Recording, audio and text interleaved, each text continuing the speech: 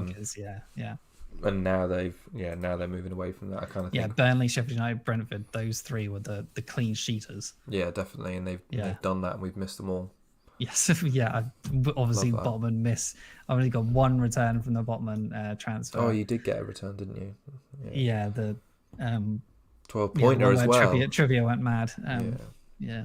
Crazy. All right, let's bring up our teams. Do you want to talk through yours first, just because it's the wildcard one? Yeah, I'm gonna get it up on my phone because I can't even remember what I sent you. It changes that often. At the moment, it's Raya in goal with Areola. Although I'm thinking Raya's probably actually not worth it because I'm not even sure he's nailed on because he made a few mistakes. We're at the Lens first last pick. night. We're at the first pick, and you're not sure. Yeah, he made a few mistakes against Lens last night, and I think after 2 weeks' time with Areola, he's just going to be a perfectly fine keeper to just start every week. Because West Ham defense is fine and the fixtures are good. And Turner may lose his place soon, but I'd probably just keep Turner in there. He hasn't yet, to be fair. He hasn't yet, so let's just see. I probably will change Raya.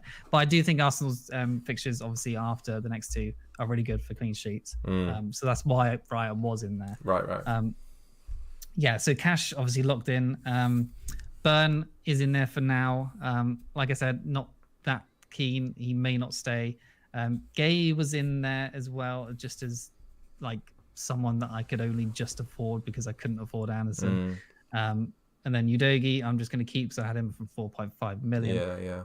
Taylor has played the last at Burnley. It's 3.9 million, cheapest player in the game, but he's played the last 90 minutes. Okay. I don't see why that would not continue. Then I've got Salah, Diaby, Anderson at 4.4 million is getting minutes. Maybe not start every game, but he has been getting minutes. Has started a few. He'll probably continue coming off the bench. There's some real budget scraping here, isn't there, with the 3.9 and the 4.4? It's because I've got Salah, Haaland, and Son in there.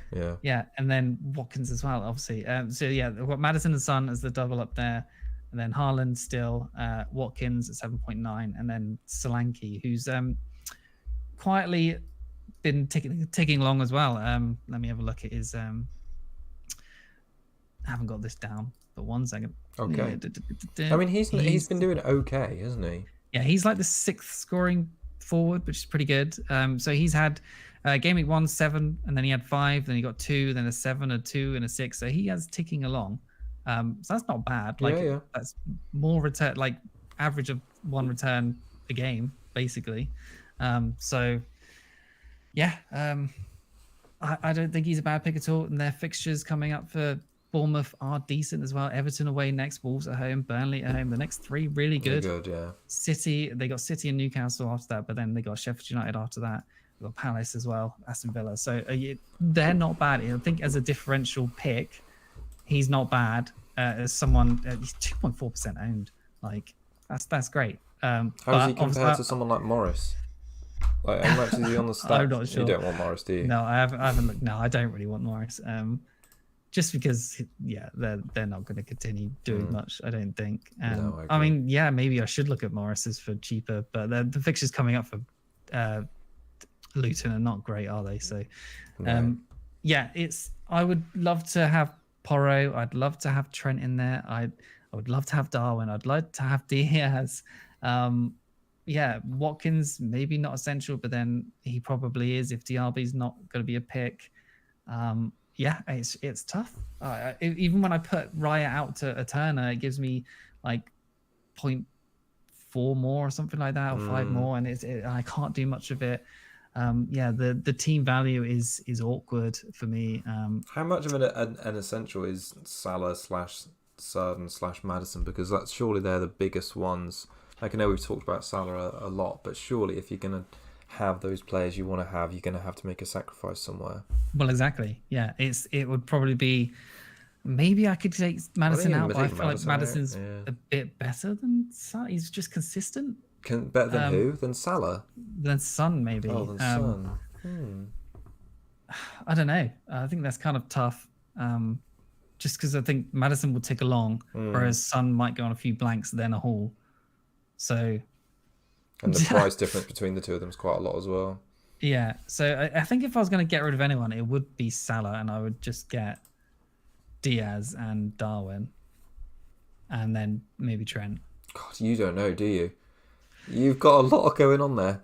Because I like I said, I like Salah for that captain. Yeah. But then also, I have mentioned that I feel like in the weeks that you don't want to captain Haaland, you can captain a Son or a Saka instead of a Salah.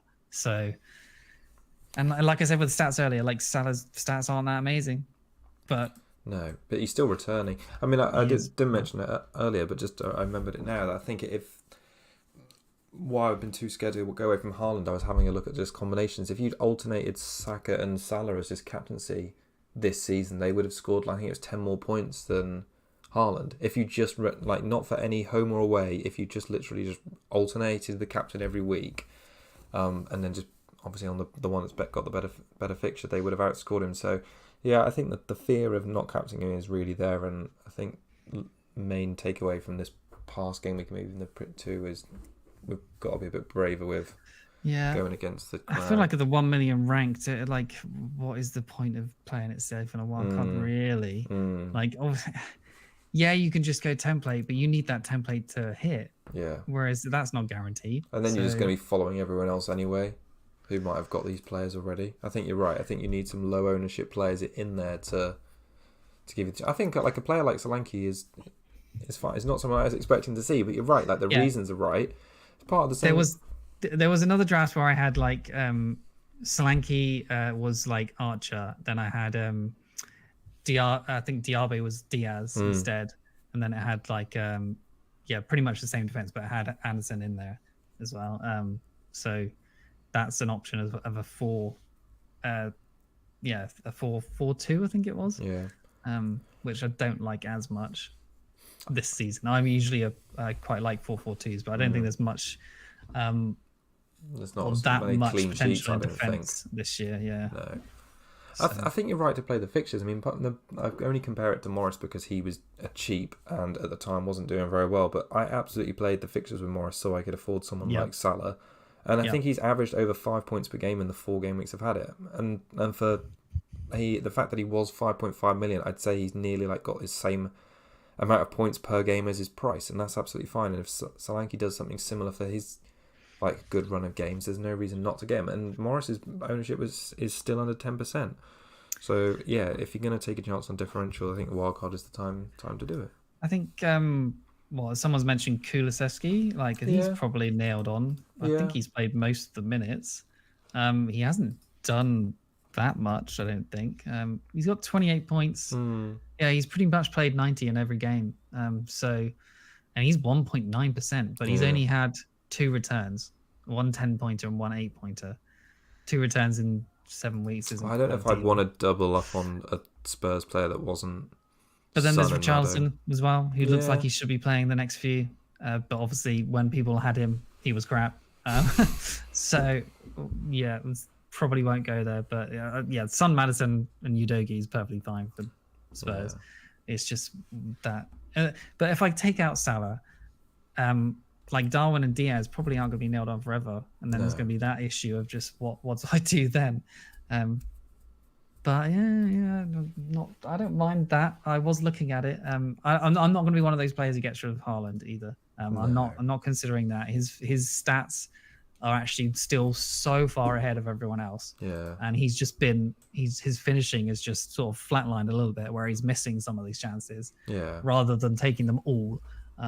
But I think he's going to start putting them in sooner rather than later. Yeah. He's not all of a sudden crap. So I actually did loads of notes on Haaland captain. We haven't ended up talking about it, but just his stats in the last 4. So 16 shots in the box, 10 big chances, XG of 4.89. That's like top over everyone by such a long way in all metrics. So I think the consensus is he's still performing like really well, and underlying numbers are great. It's just maybe we need to take risks with the captaincy a little bit more on for any game weeks that he's not going to perform.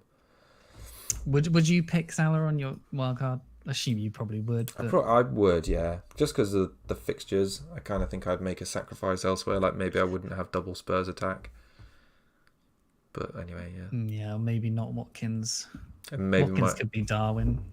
Yeah, and maybe I wouldn't have Raya and not Areola. I'd probably get... No, I think Raya is definitely not